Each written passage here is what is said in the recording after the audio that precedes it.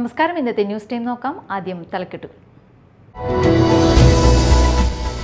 കണക്കൻകടവിലെ ഷട്ടറുകളുടെ തകർച്ച കാരണം ചാലക്കുടി പുഴയിലേക്ക് കൂടുതൽ ഉപ്പുവെള്ളം കയറി. കുടിവെള്ള പമ്പിംഗ് വീണ്ടും നിർത്തിവച്ചു.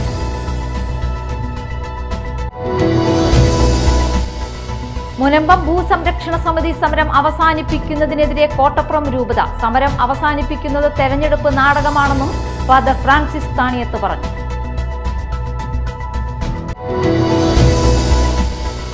പശുപാം നടത്തുന്നയാളെ ഗുണ്ട് കത്തിച്ചെറിഞ്ഞ കേസിൽ അയൽവാസി അറസ്റ്റിൽ. അഴീക്കോട് സീതി സാഹിബ് ഈസ്റ്റ് മതിലകത്ത് വീട്ടിൽ ഹസനുൽ ബന്നയാണ് അറസ്റ്റിലായത്. വാർത്തകൾ വിശദമായി. ഡ്രഡ്ജർ തകരാറും തടയണ നിർമ്മാണം ഇഴഞ്ഞു നീങ്ങുന്നതും കണക്കൻകടവിലെ ശുദ്ധജല വിതരണ പ്രതിസന്ധി രൂക്ഷമാക്കുന്നു.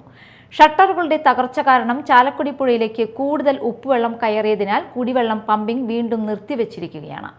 പൊയ്യ, കുഴൂർ, അന്നമനട, പുത്തൻവേലിക്കര, കുന്നുകര, പാറക്കടവ് എന്നീ പഞ്ചായത്തുകൾ ഇതോടെ ദുരിതത്തിലാകും. കണക്കൻകടവിലെ ഷട്ടർ താഴ്ത്തിയതോടെ ഉപ്പുവെള്ളം കയറുന്നതിന്റെ അളവ് കുറഞ്ഞതിനാൽ കഴിഞ്ഞ ദിവസം പുത്തൻവേലിക്കര പഞ്ചായത്തിലേക്കുള്ള കുടിവെള്ളത്തിന്റെ പമ്പിംഗ് പുനരാരംഭിച്ചിരുന്നു.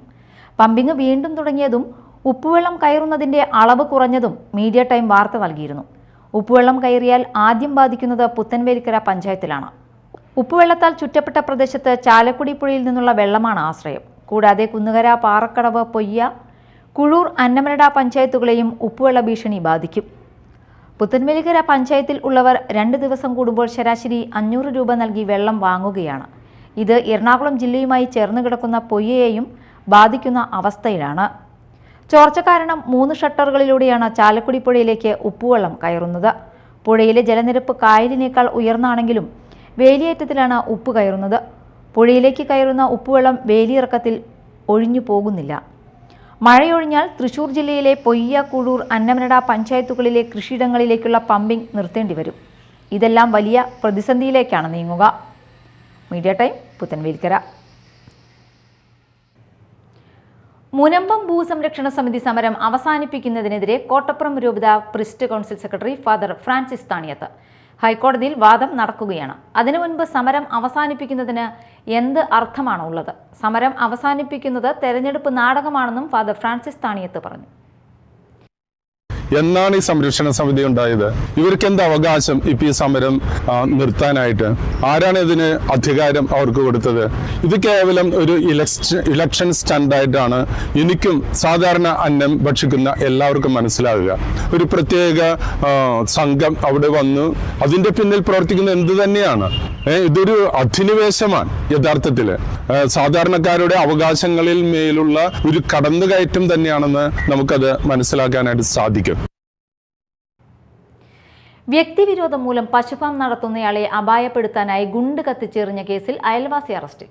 അഴീക്കോട് സീതി സാഹിബ് ഈസ്റ്റ് മതിലകത്ത് വീട്ടിൽ ഹസനുൽ ബന്നയാണ് അറസ്റ്റിലായത്. തയ്യിൽ വീട്ടിൽ ബൈജുവിനെ അപായപ്പെടുത്താനായി ഗുണ്ട് കത്തിച്ചെറിഞ്ഞെന്ന പരാതിയിലാണ് അറസ്റ്റ്. കഴിഞ്ഞ വെള്ളിയാഴ്ച രാവിലെ വീടിനോട് ചേർന്ന പശുഫാമിൽ പാൽ കറക്കാൻ വന്നപ്പോഴാണ് സംഭവം. ഗുണ്ട് തൊഴുത്തിൽ വീണ് പൊട്ടിയെങ്കിലും ബൈജു കഷ്ടിച്ച് രക്ഷപ്പെടുകയായിരുന്നു. പശുഫാം നടത്തുന്നതുമായി ബന്ധപ്പെട്ടുള്ള വിരോധത്തിലാണ് അപായപ്പെടുത്താൻ ശ്രമിച്ചതെന്ന് പോലീസ് പറഞ്ഞു. SI കെ സാലിം, SCPOമാരായ സനോജ്, ഷിജിൽനാഥ്, അബീഷ് എന്നിവർ ചേർന്നാണ് പ്രതിയെ പിടികൂടിയത്. ഗുരുവായൂർ ഏകാദശിയോടനുബന്ധിച്ച് വിളക്കാഘോഷങ്ങളുടെ ഭാഗമായി ഇന്ന് ദശമി നെയ്വിളക്കാഘോഷം.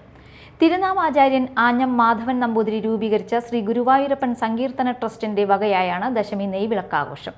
ക്ഷേത്രത്തിൽ രാവിലെ കാഴ്ചശീവേലിക്ക് തിരുവല്ല രാധാകൃഷ്ണന്റെ നേതൃത്വത്തിൽ മേളം അകമ്പടിയാകും. ചരിത്രപ്രസിദ്ധമായ ഗുരുവായൂർ ഏകാദശി നാളെ ആഘോഷിക്കും.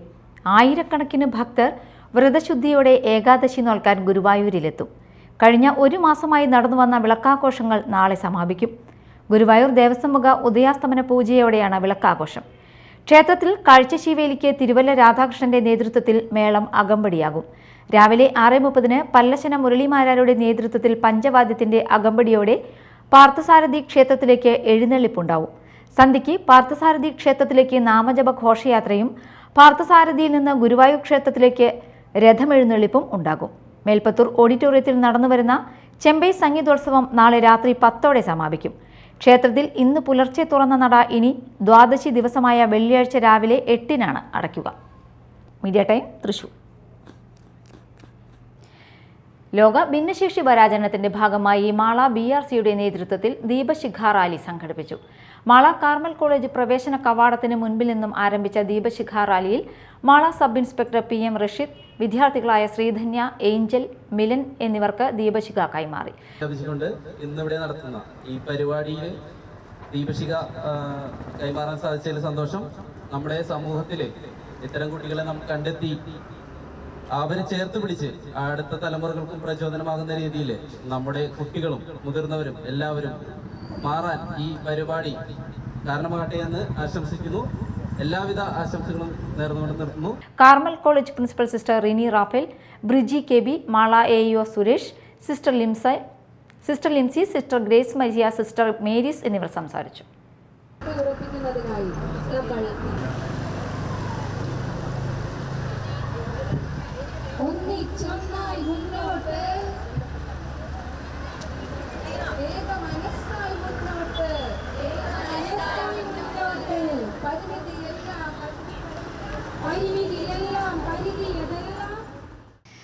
ലത്തീൻ കത്തോലിക്ക ദിനാഘോഷത്തോടനുബന്ധിച്ച് ലത്തീൻ സമുദായത്തിന്റെ മുഖപത്രമായ ജീവനാദം വിതരണോദ്ഘാടനം നടന്നു. ബിഷപ്പ് അംബ്രോസ് പുത്തൻവീട്ടിൽ ഉദ്ഘാടനം നിർവഹിച്ചു. KLCA ഇടവകതല കർമ്മ പദ്ധതി പ്രകാശനവും മെമ്പർഷിപ്പ് ക്യാമ്പയിനും അനുബന്ധമായി നടന്നു. ഇടവക വികാരി ഫാദർ ഡൊമിനിക് പിൻഹീറോ ആമുഖ പ്രഭാഷണം നടത്തി. KLCA പ്രസിഡന്റ് അനീഷ് റാഫേൽ അധ്യക്ഷത വഹിച്ചു. Secretary Stella Francis, Johnson Valoor, Basil Palliyil, Mercy Josy, Johnson മംഗലത്ത് എന്നിവർ സംസാരിച്ചു. നമുക്കറിയാവുന്നതുപോലെ 2 വർഷം നമ്മൾ ഒരുമിച്ച് യാത്ര ചെയ്യുകയാണ് എന്ന് പറഞ്ഞു കഴിഞ്ഞാൽ ഞാൻ വളരെ വിശേഷമുള്ളത്. ഒരുപാട് സന്തോഷമുണ്ട്. കോട്ടപ്പുറം ഇടവക വളരെ അഭിമാനത്തോടുകൂടിയാണ് ഞാനെപ്പോഴും കോട്ടപ്പുറം ഇടവകയാവുന്നത്. ശക്തമായ ഏറ്റവും സ്നേഹമുള്ള ഒരു ഇടവക. അത് എല്ലാവരും അത് വളരെ അനുഭവവേദ്യമാണ്. ആയതിനാൽ ഈ സ്നേഹം കൂടുതലായിട്ട് കൊടുക്കുവാനായിട്ട് അത് കാരുണ്യമായി നമുക്കറിയാം. ഇപ്പോൾ ആ പ്രവർത്തനം വഴി അതുപോലെ ശക്തിയോടുകൂടി അത് KLCയുടെ പ്രയാണമായിട്ട് അത് ശബ്ദമായിട്ട് ജീവനാഥമായിട്ട് തീർക്കുവാനായിട്ട് നമുക്ക് എവിടെ സാധിക്കും. പ്രധാന വാർത്തകൾ വീണ്ടും. കണക്കൻകടവിലെ ഷട്ടറുകളുടെ തകർച്ച കാരണം ചാലക്കുടി പുഴയിലേക്ക് കൂടുതൽ ഉപ്പുവെള്ളം കയറി. കുടിവെള്ള പമ്പിംഗ് വീണ്ടും നിർത്തിവച്ചു.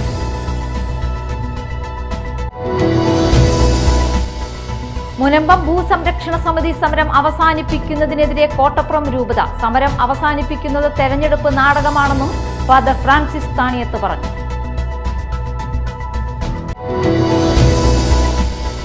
പശുപാം നടത്തുന്നയാളെ ഗുണ്ട് കത്തിച്ചെറിഞ്ഞ കേസിൽ അയൽവാസി അറസ്റ്റിൽ. അഴീക്കോട് സീതി സാഹിബ് ഈസ്റ്റ് മതിലകത്ത് വീട്ടിൽ ഹസനുൽ ബന്നയാണ് അറസ്റ്റിലായത്. ഇതോടെ ന്യൂസ് ടൈം സമാപിച്ചു. നമസ്കാരം.